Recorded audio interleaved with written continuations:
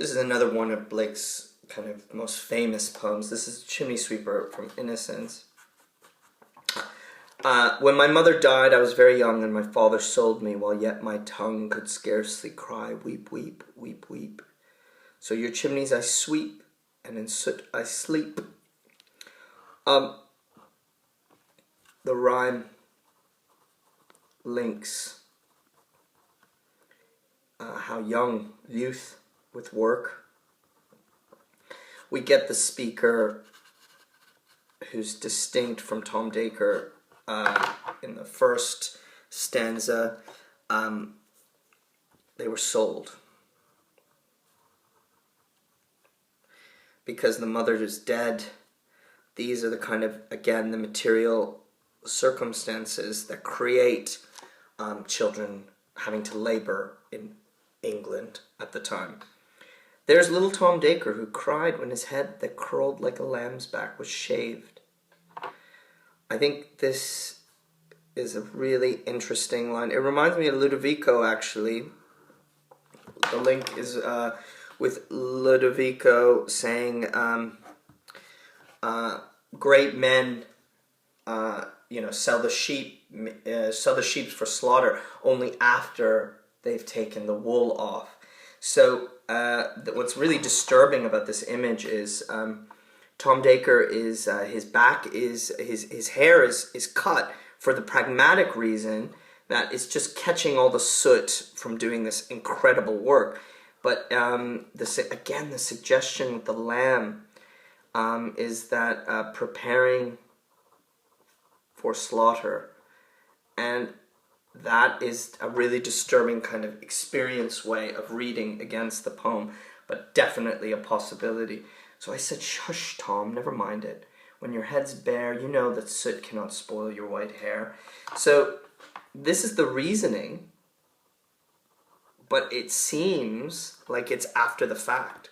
Why is his hair cut? It is true what the speaker says, that soot cannot spoil your white hair, your completely innocent or perhaps aged hair that makes you seem like a lamb, but a lamb is ultimately slaughtered. Now, is the lamb slaughtered or sacrificed in the sense of Jesus or for something else? This is a writer, William Blake, who's steeped in the Bible, in the imagery and the imagination of that text, but his manipulation of it seems fantastic here. So Tom Dacre's crying because his head is cut, and the speaker says, okay, look, the reason this has happened is so your hair won't get spoiled. But the reader of this poem, when they read the Chimney Sweeper Experience, can come back to this and start to see, oh, there's something more menacing and disturbing. And we start to see it even in this poem. So he's quiet, and that very night, as Tom was sleeping, he had such a sight, so he dreams. But he doesn't call it a dream, it's as if he can see it. Thousands of sweepers. Now, thousands of them. This is a huge problem. But here, it's not presented as a problem. Here, it's a wonderful thing. Dick, Joe, Ned, Jack, were all of them. But where were they? They were locked in coffins of black. The soot is death. And the locking is trapped. And this is a nightmare. But all of a sudden came an angel with a bright key. And he opened the coffins and set them all free. I mean, it's so childish and optimistic that it just demands sarcasm for me. But I have to read it straight. Then down a green plain leaping, laughing they run, and wash in a river, and shine in the sun. Here is clean, pastoral, and it contrasts with the brutal reality of their actual life. This is a fantasy. This is a dream. The naked and white They want to leave behind these bags. They rise upon clouds and sport in the wind. And the angel told Tom, now here's the story they say, if he'd be a good boy, he'd have God for his father and never want joy. So if good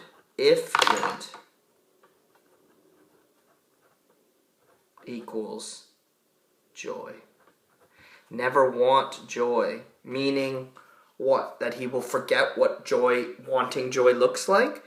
I mean, these are really powerful lines. It really shows the power of being brainwashed, of being controlled by religion. And at the same time, Blake is such a sophisticated poet that he's able to give you straight the boy's acceptance of this story. And the speaker, and I think he does that by using this other speaker as a mediary. So he's just giving us the straight recount. So basically, if he's good, which means what? Work hard, not complaining, it's unclear. Then he won't want for joy, which is a menacing phrase, and God will be his dad. Okay? He won't have a real father, but God will be his father. And so Tom awoke, and we rose in the dark. Now this, again, suggests death and afterlife. What he's just dreamed of. And got with our bags and brushes to work. So from the fantasy, back to work. And though the morning was cold, Tom was happy and warm. So the dream has comforted him. So if all do their duty, they need not fear harm. Like the last line in Holy Thursday, this line starts to worry me. And again, if you're thinking about White Devil, this makes me think of Flamineo or even Vittoria. If you do what you're told, then you don't need to be afraid. But what if you don't?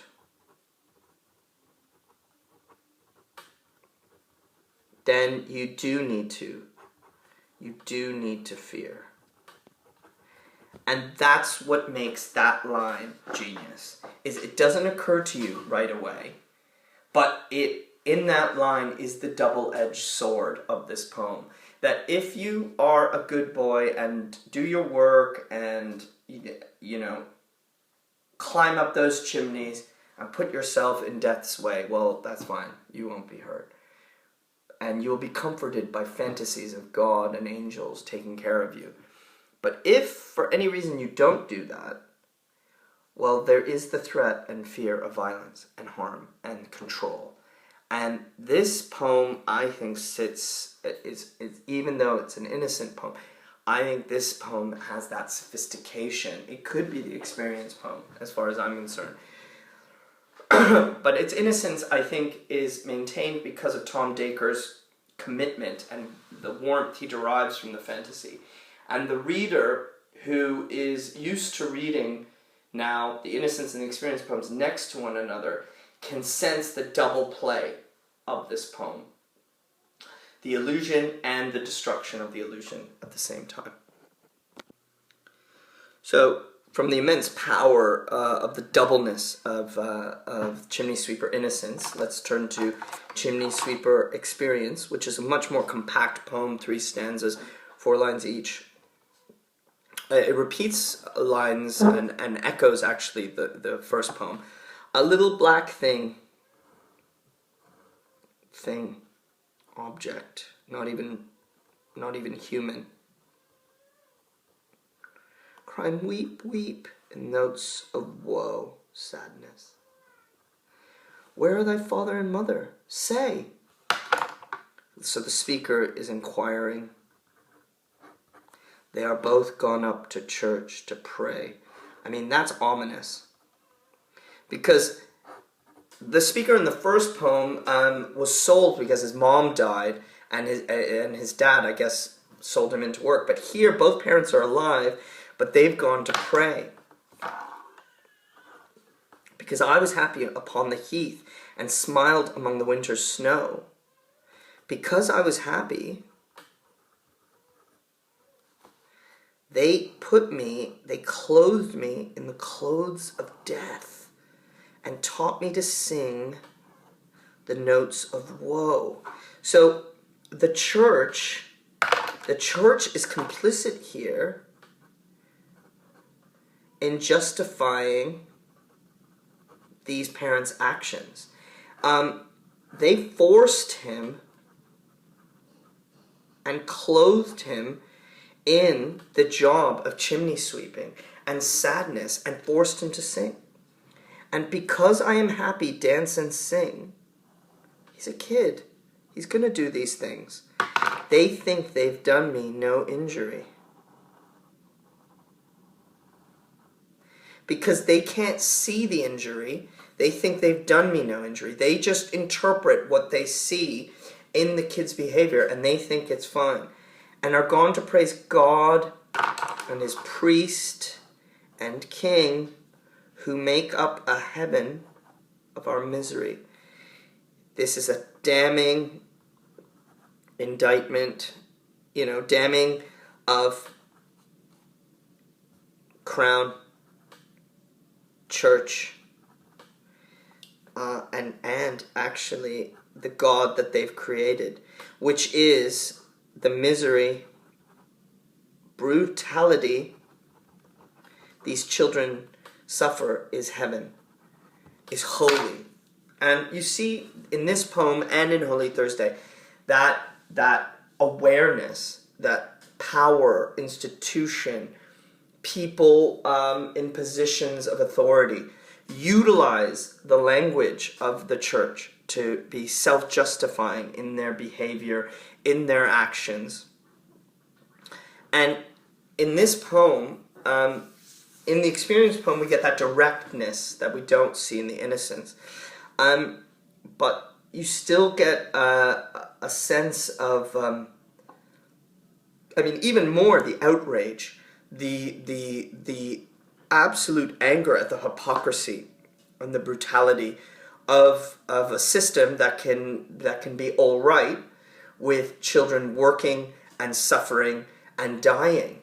And not only that, but that we make a heaven of our misery. We almost savor and justify what we do. This is even worse for Blake than the actual crime, that we use the name of God and the image of religion is horrible. And to go back to his time, Blake saw the poverty, the industry, the use of children, the use of education taught me to sing the notes of woe. He saw all those things as systems that perpetuated oppression. And in these poems, he's really able to express his hatred and anger towards them in very compact and efficient and effective ways.